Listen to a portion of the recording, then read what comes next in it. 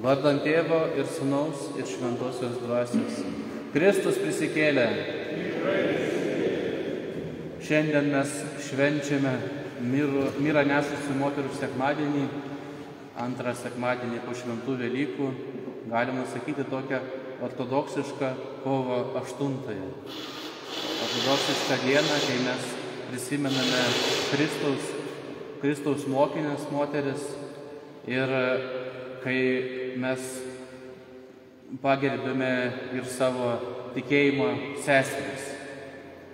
Prisimename tai, kad viena vertus Dievas, kurdamas žmogų, sukūrė jį vyrą ir moterį, sukūrė vieną žmogų dviejų lyčių.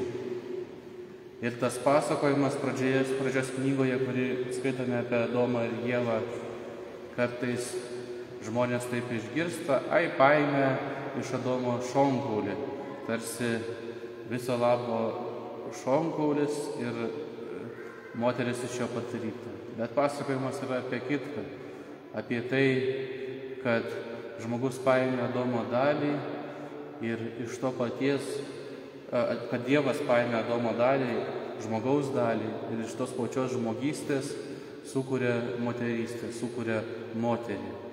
Ir Adomas sako, tai yra kūnas mano kūno ir kaulai mano kaulų, nes atpažįsta Ievoje tą patį žmogų. Tie žodžiai skambėjo kaip iššūkis tuo metu, kai pranašai jas rašė supančiai kultūrai, kurioje moteris buvo žemesnėje padėtyje negu vyras. Tuo tarpu šventajame rašte labai aiškiai parašyta, tai vyras sako apie moterį, tai yra kūnas mano kūno, kaulas mano kaulo. Ir pirmajame skyriuje pasakyta, kad sukūrė žmogų, vyrą ir moterį sukūrė jį. Taigi, viena vertus, mes matome, kad vyrai ir moteris yra tos pačios garbės, tos pačios prigimtinės žmogiškos vertės šventajame rašte. Kita vertus, šiandienos skaitinyje ir toje didžiosios savaitės istorijoje mes matom labai gražų moterų šventųjų pavyzdį. Skaitome apie moteris, mirą nešusios moteris, skaitosios vadinam bažnyčioje, kurios liko ištikimos savo viešpačiui Jėzui Kristui, net ir tada, kai jis buvo suimtas, net ir tada, kai jis buvo nukryžiuojamas, net ir tada, kai jis buvo palaidotas. Rašoma, kad daugelis mokinių buvo išsigandę, net ir po prisikėlimo praeitą savaitę skaitėm, kaip susirinko dėl žydų baimės durims esant uždarytus mokiniai. Tuo tarpu tos moteris lydėjo Jėzų visą kelią. Šiandien skaitinyje girdėjome, kaip jos atėjo norėdamas patepti jo kūną kvapniaisiais aliejais gulinti kape, kad ilgiau tepdavo tais aliejais pagal paprotį, kad ilgiau kūnas išliktų gražus, kad nebūtų nemalonaus kvapo, kad galima būtų lankyti mirusį. Ir eidamas prie kapo jos svarsto, kas mums atritins tą akmenį. Bažnyčios tėvai sako, kad mūsų širdis irgi tam tikrą prasme yra tasai kapas.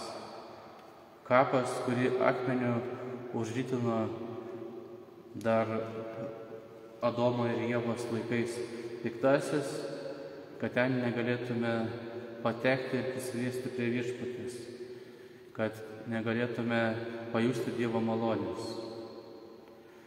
Ir prieš kiekvieną kartą, kai skaito Evangeliją liturgijos metu, kunigas taria tokią maldą. Žmonės mylintis valdovę, apšviesk mūsų širdis tavo pažinimo tyrąja šviesa ir atverk mūsų dvasinės akis, kad suprastume tavo Evangelijos žinią. Duok mums su pagarbia baime laikytis palaimintųjų tavo įsakymų, įdant įveikę visus kūno geismus, žengtume dvasinio gyvenimo keliu ir mąstytume bei elgtumėmės taip, kaip tau tinka. Ši malda dažniausiai skaitoma tyliai, bet štai, pavyzdžiui, mūsų egzarchas mėgsta, kad ji būtų skaitoma garsiai, nes sako, ji tokia gili. Ir girdim tą tokį raginimą, prašymą Dievui ir raginimą, galima sakyti, mums, kad tam, kad išgirstumėm Evangelijos žinią, atsisakytumėm kūno geidulių. Ne tik kūno geiduliai, bet apskritai visos aistros ir yra tas akmuo, kuris yra užžytintas ant mūsų širdies.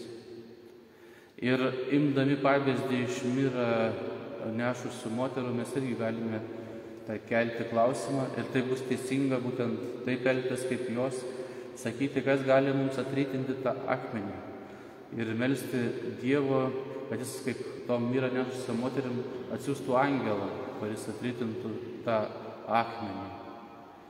Kad su to angelo pagalba, su Dievo malonės įsikišimo pagalba mums atsivertų dvasinės akys ir mes galėtumėm patirti savo širdyje prisikėlimo šviesą. Taigi, viena vertus šiandien žvelkime ir apmastykime šventųjų pulkus, šventųjų moterų pulkus, kurios mums rodo pavyzdį bažnyčioje ir Mirą nešusių moterų ir visų šventųjų bažnyčios motinų ir visų pirma švenčiausios mergelės Dievo gimdytojos Marijos. Visų jų pavyzdį apmastykime, semkimės iš tų pavyzdžių įkvėpimo ir drąsos eiti tuo pačiu keliu ir kita vertus melskimės, kad Dievas atsiųstų angelą, kuris nurytintų nuo kapo akmenį ir mes pažintumėm prisikėlimo šviesą. Amen.